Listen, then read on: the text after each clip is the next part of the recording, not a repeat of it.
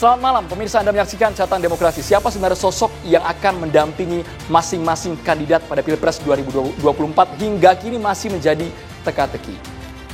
Calon presiden yang diusung oleh PDI Perjuangan Ganjar Pranowo, wakilnya juga masih menjadi misteri meskipun tadi dari Puan Maharani menyebutkan ada 10 nama yang sudah kita kerucutkan dan masuk nominasi. Salah satu nominasi yang mengejutkan adalah Ketua Umum Partai Demokrat Agus Harimurti Yudhoyono. Mengapa yang selama ini mungkin antara PDIP sama Demokrat dinilai tidak akur ya. Memiliki sejarah panjang lah ya. Tapi kali ini AHY masuk nominasi menjadi pasangan dari Ganjar Pranowo. Tak hanya masuk dalam radar cawapres PDI Perjuangan, tetapi juga bahkan akan digelar pertemuan antara Puan Maharani dan juga AHY dari Partai Demokrat.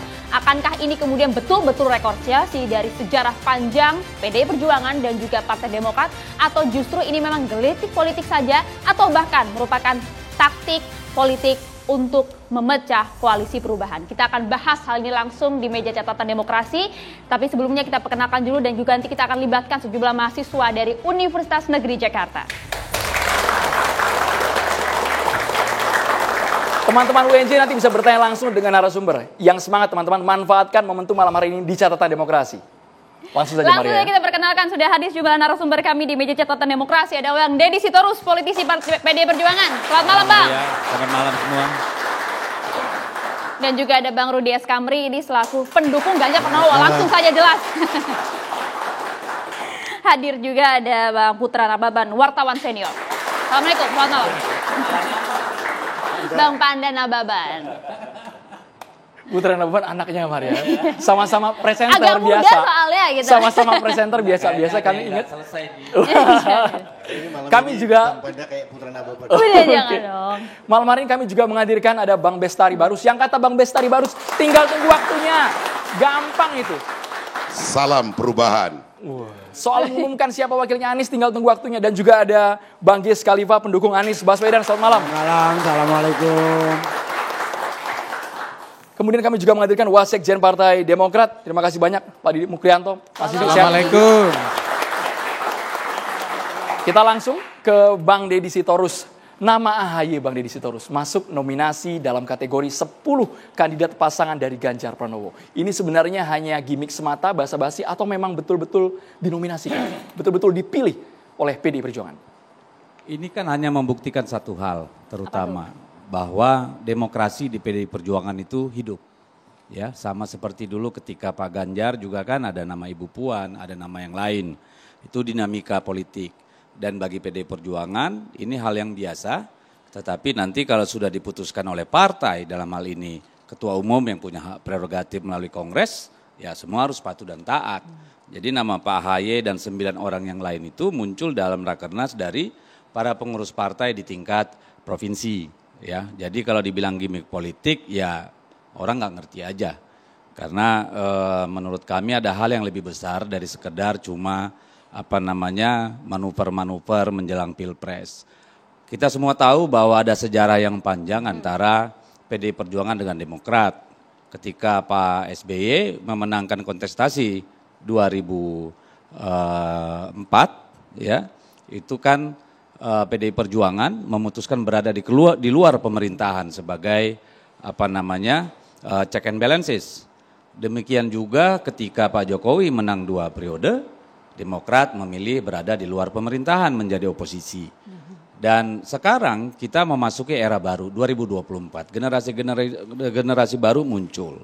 Dan dalam dalam rakernas kemarin Ibu Puan secara gamblang bilang ini saatnya kita untuk memutus masa lalu dan menatap ke depan, melihat bagaimana dulu para tokoh pendiri bangsa ini dalam perbedaan yang sangat tajam, ya antara Bung Karno dengan Syahrir, Bung Karno dengan Buya Hamka misalnya itu tetap bisa duduk satu meja. Dan saya kira perilaku ini yang harus kita lakukan. Karena keterbelahan politik 2014 dan 2019 itu sudah menurut kita membawa kita kepada demokrasi yang buruk, ya. Sehingga jalannya pemerintahan, hubungan antara masyarakat, kelompok masyarakat, bahkan keluarga setelah Pilpres itu banyak terganggu. Nah, hal-hal seperti ini kan tidak boleh diwariskan dan tidak boleh kita teruskan. Sehingga Ibu Puan ya kita bersyukur dan Ibu Mega juga sebagai Ketua Umum mengamini. Itulah kemudian setelah peluncuran kapal pelayanan kesehatan dan tanggap darurat PDI Perjuangan, Laksamana Malhayati, Pak Sekjen melakukan konfes menyampaikan perintah dari Ketua Umum dan usulan dari Ibu Puan supaya membangun komunikasi dengan Partai Demokrat. Jadi ini murni upaya kita untuk menunjukkan kepada publik bahwa demokrasi itu hal yang wajar. Perbedaan itu hal yang wajar dalam kontestasi politik. Tetapi apapun itu semua yang bersaing, bertarung adalah anak-anak bangsa dan partai-partai politik yang sah secara hukum. Sehingga seharusnya ke depan tidak perlu ada pembelahan yang membuat persoalan politik menjadi persoalan personal gitu ya. Dan Pak Sekjen juga menekankan bahwa ini bukan upaya untuk mengganggu-ganggu yang namanya koalisi partai-partai atau apapun. Persoalan personal yang belum clear yang bagian mana Bang? Antara Ketua Umum sama Ketua Majelis Tinggi Partai Demokrat? Gak usah kita bahas lagi, kan tadi saya bilang lupakan dulu itu. Karena Anda jangan tarik saya ke yang lalu-lalu lagi. Bang Deddy, sekarang persoalannya kita ingin... Ada poin yang harus kita perjelas, ada ungkapan dari elit Partai Demokrasi Indonesia Perjuangan beberapa tahun silam yang mengatakan antara Demokrat sama PDIP ideologinya sulit untuk disatukan. Ya, itulah yang membuat kita tahun 2004 sampai 2019 berada di luar pemerintahan. Karena ada berbagai kebijakan yang memang kita tidak sejalan. Tetapi kan tidak berarti kita harus bermusuhan. Pada waktu Ibu Negara ke-6 meninggal dunia, wafat, Ibu Mega datang ke pemakaman Bu Ani Yudhoyono loh. Ya, Ibu Puan hari ke-40 harian Ibu Ani masih membuat tweet menyatakan rasa bela sungkawanya. Ya, jadi ini it's not personal matter. Ya, bahwa perbedaan terjadi, ya dong. Makanya kita memutuskan di luar pemerintahan selama Pak SBY dan Demokrat memilih di luar pemerintahan selama Pak Jokowi. Pak Deddy, kalau mungkin ini adalah niat mulia di tengah politik kita saat ini yang sedang caruk maruk kita bisa sebutkan seperti itu. Tapi apakah kemudian ini sebagai pengakuan juga dari Bu Mega yang mengakui bahwa Demokrat itu ya SBY di bawah pemerintahan AHY? Gak ada urusan. Kita bicara tentang let the past goes by. Kita membuka era baru karena masa depan kan ada di anak-anak muda ini. Sudah cukup lah. Ya, nggak perlu mengorek-ngorek luka. Selesai gitu loh. Karena kan hubungan itu udah sangat panjang ya. Dan kita harus terima itu sebagai bagian dari sejarah kita. Jadi mari kita lihat ke depan. Ketika Ibu Puan memutuskan mau membuka pintu silaturahmi komunikasi politik dialog dengan AHY sebagai seorang ketua umum partai yang selama 20 tahun berseberangan, itu harusnya dianggap positif dong. Ya. Dan bagi kami ini akan menurunkan tensi politik yang sekarang saja di media sosial sudah sangat keras. Kami trauma dengan 2014-2019, belahannya begitu tajam. Apa itu yang kita mau? Kan enggak. Tanpa gitu niatan untuk menggelitik koalisi sebelah ya? Enggak ada urusan. Karena apa? Kita udah bisa maju kok. Dan kami enggak ada urusan mau 3 calon, 4 calon, 5 calon, monggo. Dan Pak Sekjen dengan tegas mengatakan itu. Kami menghormati koalisi yang sudah dibangun dan kami tidak pernah punya pikiran atau upaya untuk mengganggu-ganggu itu. Meskipun AHY masuk dalam radar cawapres bagi Ganjar? Itu kan bagian dari dinamika demokrasi. Justru itu menunjukkan bahwa kita ini partai yang terbuka. Dan nama itu diusulkan dari bawah. Dan survei juga menunjukkan bahwa Pak AHY itu selalu ada dalam 5 besar calon wakil presiden.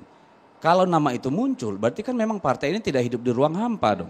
Tapi juga mendengar suara-suara masyarakat. Termasuk 5 besar di PDIP juga, Bang Deddy? Di survei-survei nasional. Ya, saya kira kalau kita buka semua lembaga-lembaga survei, nama AHY itu ada. Dan ketika nama beliau juga masuk dalam usulan dari para pengurus daerah itu logika bahwa PDI Perjuangan juga tidak abai terhadap suara masyarakat. Jadi kalau ada pihak yang mengatakan seperti ini adalah taktik PDIP untuk menggoyang koalisi perubahan untuk persatuan. Sampai ada tanggapan seperti itu, Bang Deddy di akar rumput. Kita memang sudah terlalu lama hidup dalam kecurigaan. Dalam teori-teori konspirasi. Sehingga satu kebaikan pun bisa ditafsir macam-macam. Terpulang pada kita mau melihat apa. Tapi bagi bangsa ini siapa yang berani bantah? Bahwa duduk barengnya mereka nanti sebagai satu bagian yang membuat sejuk demokrasi di negara kita. Siapa yang berani bantah itu? Bahwa interpretasi bisa muncul, kecurigaan bisa muncul, stigma bisa muncul, spekulasi bisa muncul. Ya nama manusia, namanya manusia pasti punya cara pandang yang berbeda.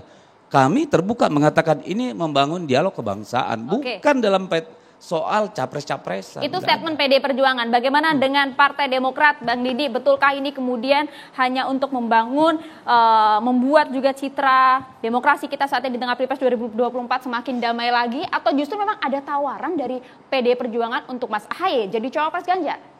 Ya, pertama tentu saya ingin menyambut baik sebuah komunikasi, sebuah dialog yang dibangun oleh anak bangsa ini, khususnya Mbak Puan dan Mas Ahaye gitu.